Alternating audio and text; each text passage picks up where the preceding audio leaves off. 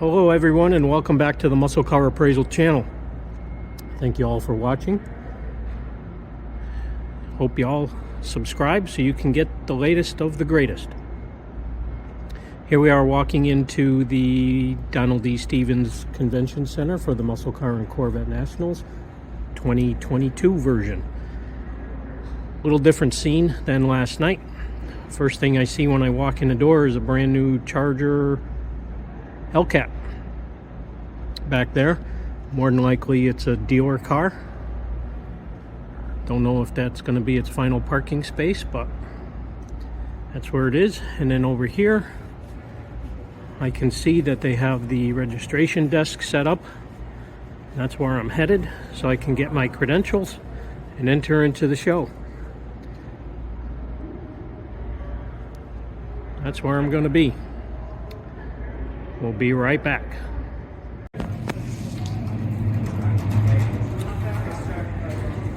All done with registration over there. Now I get to walk in over here. As expected, there's the Muscle Car and Corvette Nationals neon sign. Come on, I'm right here, take the picture already. And there, right there, is the main man. That guy hustles non-stop all the way till God knows what time on early Saturday morning, certainly after midnight on Friday, and gets this place set up. Does an amazing job, puts many miles on a golf cart. I'm sure he does a bunch of walking as well. Been here many years, knows exactly what needs to be done, can answer any question that you may have. Just an absolutely super guy. So cars are starting to filter in. I hear one running in the background. I see a Superbird back there. See if we can get that in view. There it is. Going to obscure that Olds convertible. I'm going to take a walk and see what powers that car. There's the Chevelle.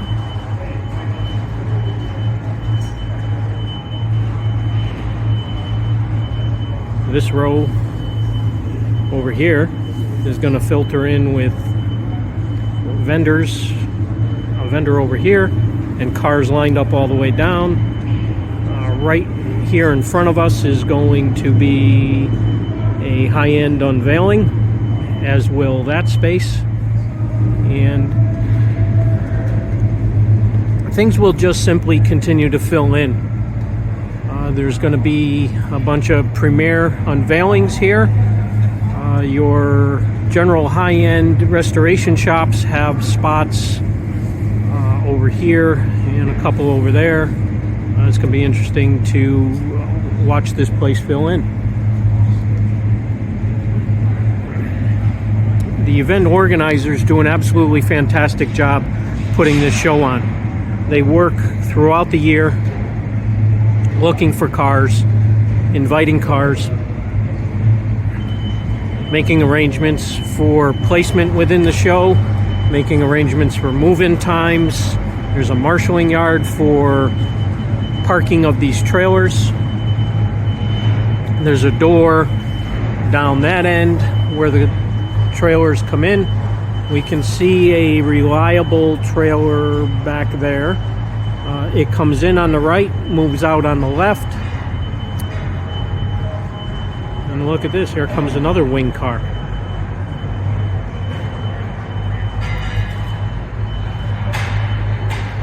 Things move along quite nicely. Here's a Nicky Camaro in the process of being set up.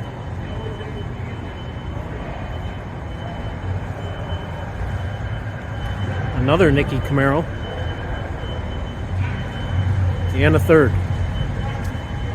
Not too many places you're going to go where you're going to see three Nicky Camaros. I like this one. The graphic on it goes nicely with the black. Kind of blends in a little bit, but then when you get up to it, it jumps out at you.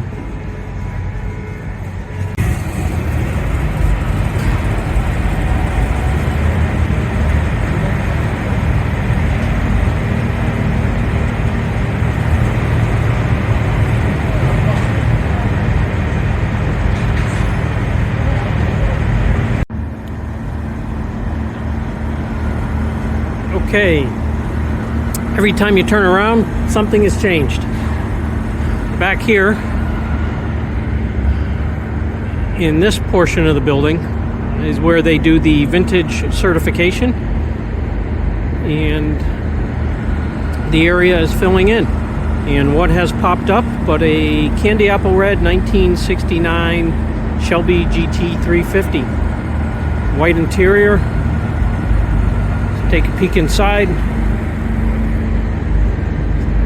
Automatic with a console.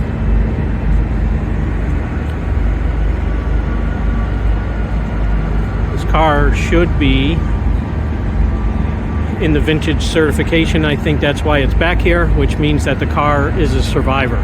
What you're seeing is the way the car was made back in the day. It looks like it survived very well. Again, this show brings out the best of the best. And then next to it is a first generation Corvette, and that's got to be 1954. In 1953, the 300 cars were all white. 1954 brought about a few more colors. This one, that color red, should be called Sportsman Red. It's got a red interior. These were 6-cylinder cars. See the shifter down there on the floor.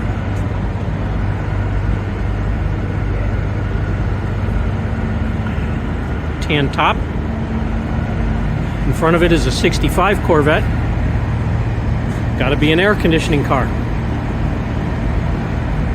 Next to it over here, the Camaro Z28. And one of the cars that disappeared was a 67 427 Super Sport Impala, dark blue.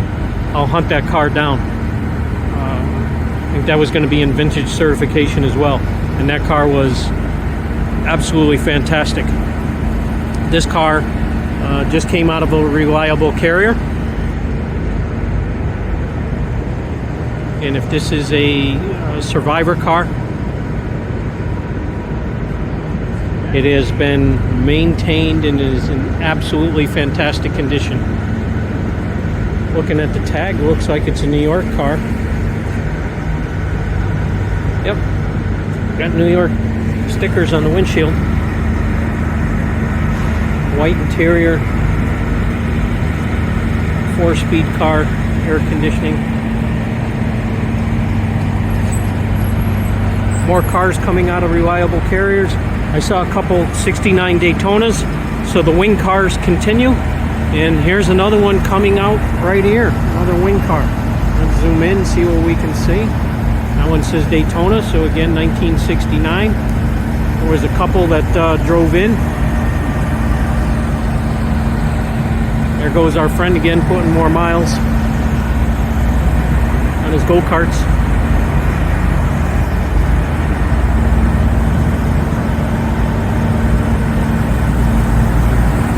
Going to get a little bit noisy. Comes another Corvette.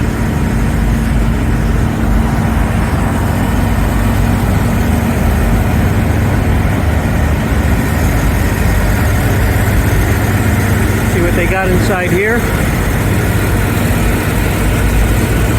And that one's empty. Is there anybody over here?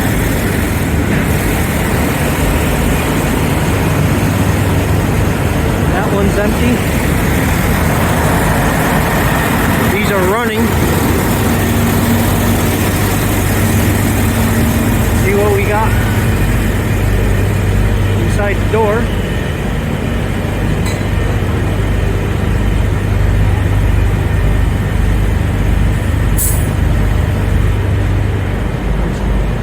Take a look back here, see what we can see.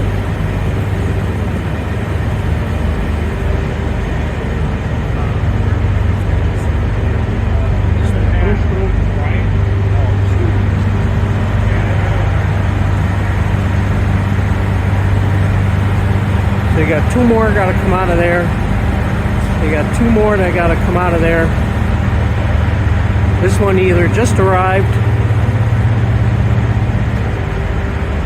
or it's already done.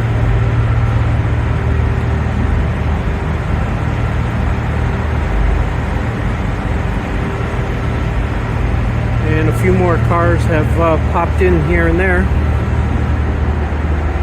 Let's take a brief pause and come back in a moment and see what else I can find. Okay, back in business with normal lighting. So again, there's going to be some high-end restoration specialists here. We'll showcase them. They'll have signs hanging from the ceiling, along with a fantastic display and incredible cars. If memory serves me correctly, Mike Mancini's Muscle Car Restoration out of Rhode Island is the only restoration specialist that has had multiple cars on multiple occasions, meaning, I believe, 2 cars on 2 different years, scored 100 points at the judging at this show. And the judging at this show is no joke. Bill Braun is the lead judge, and he has an absolutely incredible crew.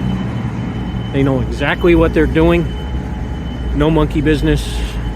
They know what's right, what's wrong, what's original, what's aftermarket, and they do an absolutely fantastic judging of a vehicle and provide a great report. So here you have a W30 442 convertible, obviously factory appearing. Sits a little bit low in the rear, which is actually proper.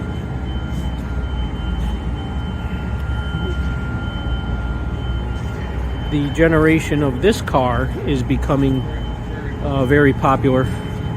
Charger RT in plum crazy purple, and it's a Hemi car.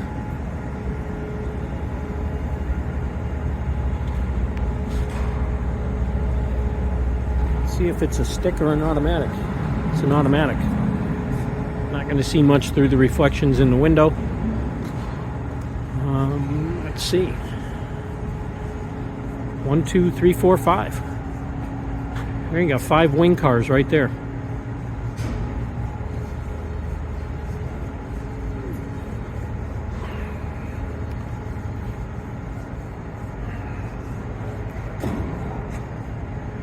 This ought to bring back some memories for some people. Wild paint job.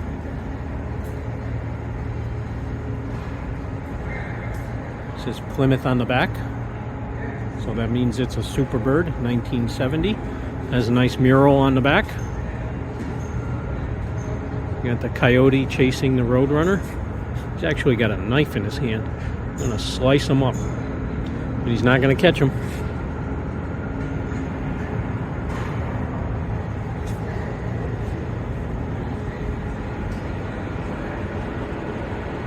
Nice and bright, high impact color. Another 1970, another 1970. You know what? 4 out of the 5 have vinyl roofs.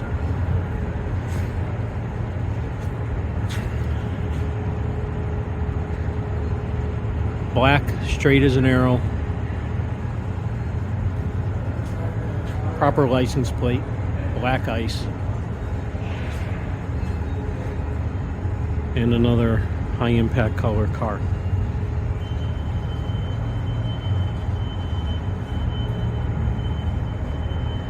These cars were available with 383s, 440s, and Hemis.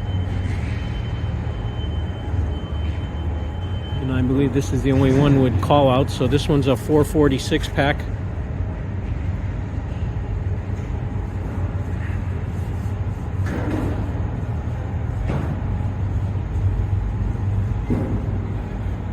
As I look over my shoulder, there might be one more wing car. Sure enough.